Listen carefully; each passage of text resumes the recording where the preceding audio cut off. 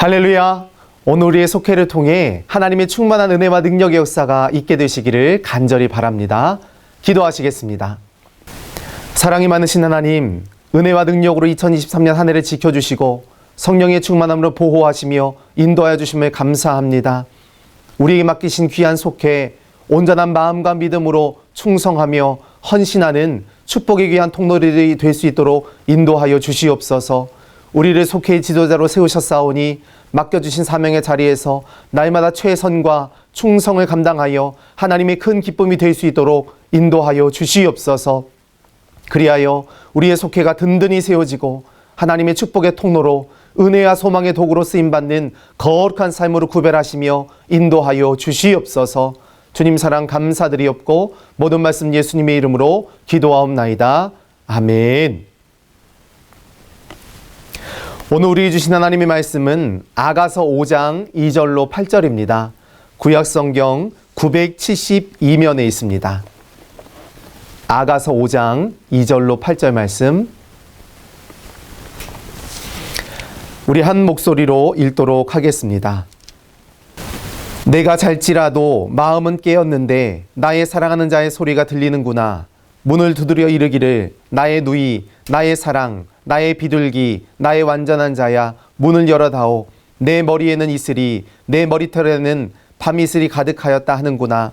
내가 옷을 벗었으니 어찌 다시 입겠으며 내가 발을 씻었으니 어찌 다시 더럽히랴마는.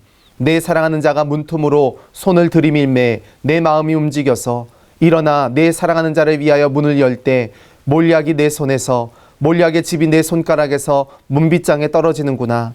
내가 내 사랑하는 자를 위하여 문을 열었으나 그는 벌써 물러갔네. 그가 말할 때에 내 혼이 나갔구나. 내가 그를 찾아도 못 만났고 불러도 응답이 없었노라. 성안을 순찰하는 자들이 나를 만나매 나를 쳐서 상하게 하였고 성벽을 파수하는 자들이 나의 겉옷을 벗겨 가졌도다. 예루살렘 딸들아, 너희에게 내가 부탁한다. 너희가 내 사랑하는 자를 만나거든 내가 사랑함으로 병이 낫다고 하려무나. 아멘. 오늘 공과는 25과 내가 그를 찾아도 못 만났고 불러도 응답이 없노라입니다. 우리가 계속해서 아가서의 말씀을 살펴보고 있는데요. 이 아가서의 별명은 우리가 잘 아는 것처럼 사랑의 노래입니다. 아가서에만 사랑이라고 하는 단어가요, 총 64번이 나오는데 전체 아가서가 8장으로 구성되어 있죠. 그리고 118절로 구성이 되어 있습니다. 전체 8장의 118절 중에 무려 52절에서 사랑이라고 하는 단어를 사용할 정도로 아가서의 가장 핵심적인 키워드는 바로 사랑이라는 것입니다. 바로 우리를 향한 하나님의 사랑을 의미할 뿐만 아니라 교회와 성도들을 향한 그리스도의 사랑을 우리에게 설명해 주고 있는 것입니다. 아가서 1장 1절 말씀에 솔로몬의 아가라 이렇게 이야기를 하죠. 아가는 즉 솔로몬, 왕의 노래라고 하는 의미를 우리에게 설명해 주고 있는 것입니다. 말씀을 읽다 보면요, 마치 오늘 본문에서도 느끼셨던 것처럼 뮤지컬을 보는 것 같은 그런 느낌을 받을 수가 있습니다. 서로 주고받는 노래의 형태이고요, 신랑과 신부의 사랑을 그리고 있는 노래이죠. 뜨뜻미지근한 사랑이 아니라 아주 뜨거운 사랑을 의미한다라는 것입니다. 그래서 2장 5절과 오늘 8장 6절 말씀 가운데 보면 사랑에서 병이 날 정도였다라고 이야기할 정도라는 것입니다. 하나님의 사랑은 이처럼 죽음같이 강력한 힘과 능력을 우리에게 보여주십니다. 하나님은 우리를 사랑하시되 생명이 사망을 삼키는 것처럼 그 놀라운 은혜와 사랑으로 우리를 붙잡아 주시며 인도하신다라는 것입니다. 이 사랑이요, 예수님의 사랑이며 십자가의 사랑이며 우리에게 주신 하나님의 은혜인 것입니다. 오늘 본문에서요, 사랑을 노래한다라고 하는 것은 언제나 평탄하거나 평안한 상황만을 의미하지는 않습니다. 우리의 인생 가운데 고난이 찾아오고 역경이 찾아오는 것처럼 사랑의 관계 안에서도 때로는 어렵고 힘든 상황들이 찾아올 때가 있더라는 것입니다. 오늘 이 아가서가 노래하고 있는 사랑은요, 항상 기쁨만을 설명해 주지는 않습니다. 때로는 슬픔의 모습도 존재하고요. 항상 소망만을 말하지는 않는다라는 거죠. 때로는 절망의 상황에 놓이기도 하는 것입니다. 평안만을 이야기하지 않죠. 때로는 긴장 관계를 우리에게 설명해 주기도 합니다. 이해만 있는 것이 아닙니다. 오해하기도 한다라는 거죠. 만남만 있는 것이 아니죠. 이별도 존재한다라는 거죠. 그러니까 이 사랑이라고 하는 단어 안에 늘 이런 긍정적인 요소와 이런 부분들만 있는 것이 아니라 때로는 우리가 생각할 때 부정적이고 안타까운 요소들이 함께 결합되어야만 진정한 사랑의 의미를 발견할 수가 있다라는 것입니다. 그래서 아가서의 사랑은요, 긍정적인 면만이 아니라 부정적인 요소들을 통해서 이 안에서 하나님의 역사하시는 은혜와 능력을 우리에게 말씀해 주신다라는 것입니다. 오늘 본문의 말씀은 우리가 너무나 잘 아는 것처럼 솔로몬과 술람미 여인, 신랑과 신부의 관계를 우리에게 설명해 주고 있는데요. 아름다운 결혼식의 장면이 나온 다음에 곧 이어서 이 둘 사이에 문제와 아픔이 생기게 되더라는 것입니다. 사실 이런 인생의 위기, 어려움의 순간들을 우리에게 주는 영적인 교훈이 무엇일까? 지금 내가 서 있는 삶의 자리를 돌아보게 만든다라는 거죠. 익숙함에 의해서 우리가 스스로를 깨닫지 못하는 우리의 모습을 돌아보게 만든다라는 것입니다. 그것이 긍정적이든 부정적이든 간에 새로운 관계와 결론을 도출하기도 하고요. 이 솔로몬과 술람미 여인의 사랑의 위기라고 하는 주제를 통해서 우리가 가지고 있는 사랑, 그리고 우리에게 보여주신 사랑이 어떤 의미가 있는지를 분명히 깨닫게 된다라는 것입니다. 그러면 오늘 본문이 우리에게 주는 영적 교훈이 무엇인지 말씀을 통해 살펴보고 기도의 제목을 삼고자 합니다. 첫째로 간절한 두드림이라는 것입니다. 간절한 두드림. 깊은 밤에 솔로몬은 여인의 집을 찾아오게 되는데요. 1절 말씀 가운데 보니까 신랑은 자신의 꿀송이와 꿀을 먹고 포도주와 우유를 마신다라고 말씀하고 있습니다. 그리고 자기 혼자만 즐기는 것이 아니고요. 친구들을 다 초청하게 되는 거죠. 자신의 것을 여러 사람들에게 풍성하게 나눠주는 모습을 설명해 주면서 친구와 사랑하는 이들을 초청하면서 마음껏 혼인잔치를 즐기고 있는 것입니다. 그런데 2절 말씀 가운데 보면 또 한 번의 반전이 나오는데요. 신랑은 지금 신부를 떠나 있는 상황이었습니다. 신랑이 신부를 찾아오게 되죠. 문을 열심히 두드리면서 신부를 부르게 되는 것입니다. 그런데 그 이야기가요, 오늘 2절 말씀에 나의 누이, 나의 사랑, 나의 비둘기, 나의 완전한 자야 라고 이야기를 하죠. 보통은 우리가 잘 아는 말씀처럼 나의 사랑, 나의 어여쁜 자야, 내 누이, 내 신부, 이렇게 두 번만 그의 호칭을 부르는데 오늘 본문에서는 이 솔로몬의 간절한 마음이 표현되고 있는 것입니다. 4번에 걸쳐서 간절하게 부르면서 그의 마음이 지금 어떠한가를 우리에게 설명해주고 있다라는 것입니다. 이 여인을 향한 자신의 마음은 변함이 없다라는 것입니다. 오늘 본문의 말씀에서는 예수님이 요한계시록의 말씀처럼 문을 두드리시는 모습을 우리에게 설명해주고 있는 것처럼 보입니다. 예수님도 친히 말씀이 육신이 되셔서 우리 가운데 찾아오셨죠. 겟세마네 동산에 오셔서 이슬을 맞으며 우리를 위해 간절하게 기도하셨고요. 십자가에 죽기까지 험한 길을 걸어서 우리를 찾아오셨다라는 것입니다. 신부가 문을 열어주기를 간절히 기다리는 것처럼 예수님도 문 밖에서 우리를 기다리시며 우리와 함께하기를 원하셨던 것입니다.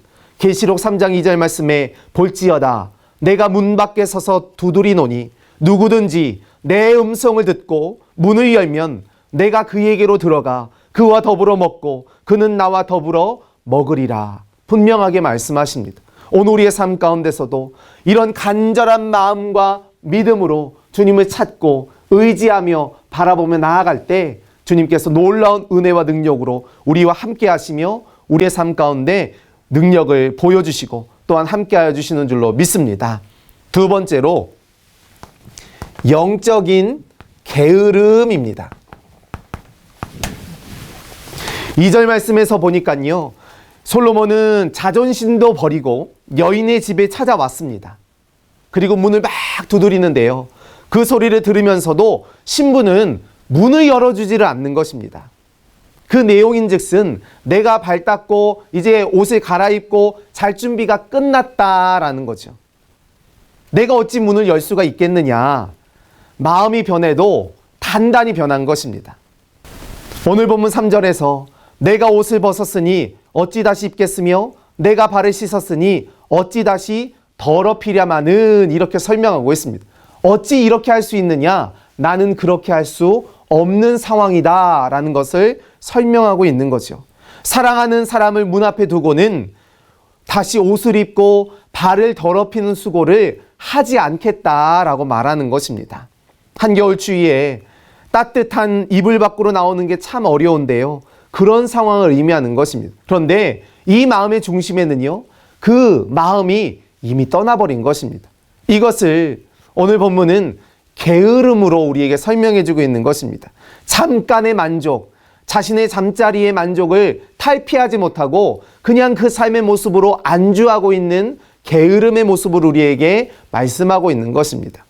이제 예수님을 향한 우리의 마음은 어떠하느냐라는 것입니다. 여인과 같이 날마다 문을 두드리시는 예수님의 사랑에 주저하고 있지는 않느냐는 것입니다. 우리는 그래서 영적인 게으름에 주의해야 하는 것입니다. 우리는 때때로 아주 사소한 일 때문에 인생의 중요한 문제를 소홀히 여기거나 놓치는 경우들이 있습니다. 이렇게 유한하고 일시적인 세상의 가치에 빠져서 무한하고 영원하신 하나님의 사랑, 그 진리와 능력을 깨닫지 못하는 우를 범할 때가 많이 있더라 하는 것입니다. 마치 미련한 다섯 처녀가 기름은 준비하지 않고 등불만 가지고 신랑을 맞이하려 했던 것처럼 우리는 하나님의 은혜와 사랑을 망각한 채, 잊어버린 채 살아가게 되더라는 것입니다. 그러다 보니까 점점 하나님에게서 멀어지는 것을 느끼게 된다는 거죠.